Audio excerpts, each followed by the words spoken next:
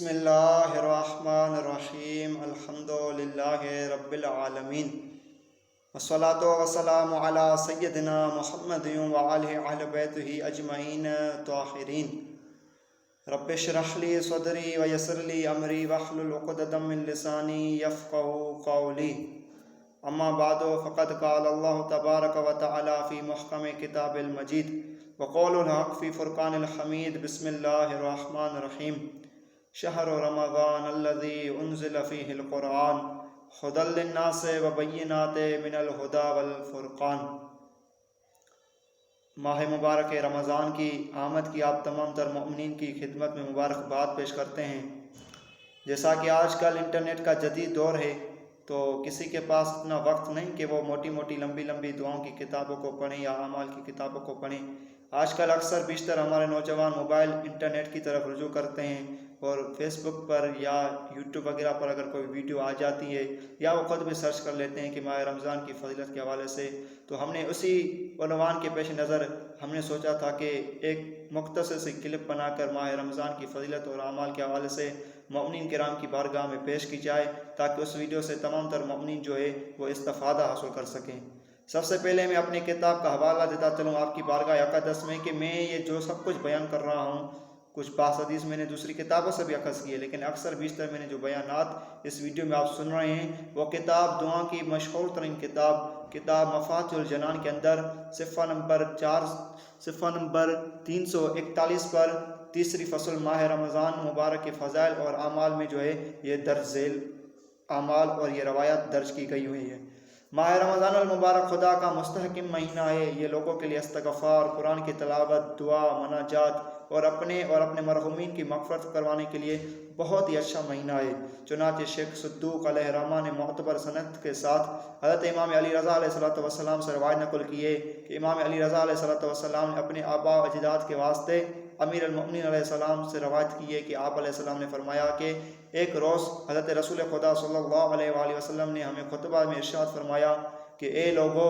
تمہاری طرف رحمتوں اور برکتوں والا مہینہ آ رہا ہے۔ یہ رمضان المبارک کی فضیلت ہے، کیسے رمضان کو رحمتوں والا مہینہ کہا گیا ہے، برکتوں والا مہینہ کہا گیا ہے، جس میں تمہارے گناہ معاف ہو جاتے ہیں۔ یہ مہینہ خدا کے ہاں سارے مہینوں سے افضل مہینہ ہے،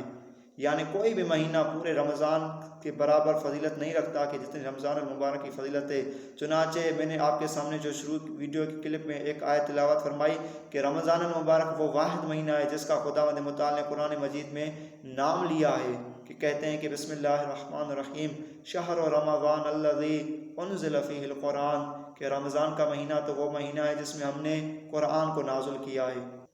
اس رمضان المبارک کی راتیں تمام تر مہینوں کی راتوں سے افضل تر راتیں ہیں اور اس کے دن دوسرے مہینوں کے دنوں سے افضل ہیں۔ چنانچہ امام محمد باقر علیہ السلام ارشاد فرماتے ہیں کہ رمضان المبارک کے جمعے کے دن کو دوسرے ماہ کے جمعوں پر اس طرح فضیلت اور فوقیت حاصل ہے کہ جس طرح حضرت پیغمبر اکرم محمد مصطفیٰ صلی اللہ علیہ وآلہ وسلم کو دوسرے انبیاء اور پیغمبروں پر فضیلت حاصل ہے۔ چنانچہ رسول خدا فرماتے ہیں کہ یہی وہ مہینہ ہے جس میں اللہ تعالیٰ نے تمہیں اپنی مہمان نوازی میں بلایا ہے۔ یعنی آپ سوچیں کہ رمضان جب آپ روزہ رکھتے ہیں تو افطار کے وقت آپ خدا کے مہمان ہوتے ہیں، تو مہمان کا میزبان کے اوپر جو حق ہوتا ہے وہ آپ مجھ سے بہتر جانتے ہیں، اور جس کی میزبانی خود خدا کرے تو وہ تو رحمتوں اور برکتوں سے ہی کرے گا۔ آپ سب کو پھر بھی میری دلی گہرائیوں سے رمضان المبارک کی آپ کی آمد کی جو ہے وہ میں مبارکباد پیش کر رہا ہوں آپ کی بارگاہ اقدس میں۔ لیکن میرے عزیزان محترم، اس کے ساتھ ساتھ اس چیز کی طرف بھی آپ توجہ کریں کہ رمضان میں آپ جو روزہ رکھتے ہیں وہ صرف ہمارا روزہ بھوک اور پیاس کی برداشت کرنا نہ ہو، وہ صرف مکروہات سے بھی ترک کرنا ہو، وہ حرام چیزوں سے بھی اجتناب کرنا ہو روزے میں۔ چنانچہ سیدۃ النساء العالمین جناب فاطمہ الزہرا سلام اللہ علیہا فرماتی ہیں کہ روزہ صرف کھانے پینے کی چیزوں سے پرہیز کرنے کا نام نہیں، بلکہ ہر وہ کام جسے خداوند متعال پسند نہیں فرماتا اس سے پرہیز کرنا، اس سے دور رہنے کا نام روزہ ہے، کیونکہ روزہ خدا کی طرف سے ایک بہت ہی بہت ہی نعمت ہے اور بہت ہی جو ہے اجر کا حامل ہے۔ نیز خداوند متعال فرماتا ہے کہ روزہ میرے لیے رکھو اور میں ہی اس کا ثواب دوں گا، میں ہی اس کا قیامت کے دن اجر دوں گا۔ چنانچہ رسول خدا صلی اللہ علیہ وآلہ وسلم کی ایک روایت میں ملتا ہے کہ آپ فرماتے ہیں کہ جنت کا ایک دروازہ ہے کہ جس سے صرف روزے دار ہی داخل ہوں گے۔ جب سب روزے دار داخل ہو جائیں گے، آخری روزے دار بھی جنت میں داخل ہو جائے گا، تو پھر وہ جنت کا دروازہ بند ہو جائے گا، یعنی کوئی اور شخص روزے دار کے علاوہ اس جنت کے دروازے سے داخل نہیں ہو سکتا۔ اس سے بھی بہت زیادہ فضائل جو ہے رمضان المبارک کے حوالے سے بیان کیے گئے ہیں۔ میں نے اختصار کی پیش نظر بہت ہی مختصراً آپ کی بارگاہ میں یہ فضائل بیان کیے ہیں رمضان المبارک کے۔ اب آتے ہیں رمضان المبارک کے اعمال کی طرف۔ تو آج جو ہے وہ پہلی شب ہے رمضان المبارک کی، تو اس حوالے سے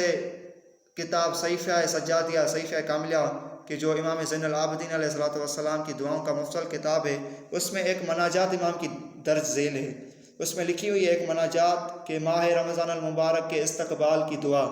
وہ دعا آپ آج رات ضرور پڑھیں۔ دیکھیں آپ خدا سے آج رات مناجات کر دیکھیں، یہ امام کی کلمات ہے، یہ امام نے خود مناجات پڑھی ہے۔ امام نے ہمیں بھی تعلیم فرمائی ہے کہ ہمارے شیعہ، ہمارے محبین اس مناجات کو شعبان المعظم جو رمضان المبارک کی پہلی شب کو ضرور پڑھیں۔ تو صحیفہ سجادیہ کے اندر یہ مناجات رمضان المبارک کے استقبال کے نام سے یہ مناجات موجود ہے۔ پہلا عمل یہ کریں رمضان المبارک کی پہلی رات۔ دوسرا عمل رمضان المبارک کی پہلی رات کا جو ہے اس میں غسل کرنا مستحب ہے۔ دیکھیں ان غسل کا ثواب تو ایک اپنی جگہ، لیکن ان کا ایک روحانی اثر بھی ہوتا ہے۔ جب آپ پہلی رات کا غسل کریں گے تو ممکن ہے آپ کی روحانیت میں، آپ کی روح میں طاقت آ جائے اور آپ کو روزے رکھنے کی صلاحیت اور طاقت بہت زیادہ حاصل ہو جائے۔ جہاں آپ تھکاوٹ محسوس کریں گے روزے میں، ممکن ہے اس غسل کی وجہ سے خدا آپ کی تھکاوٹ دور کر دے۔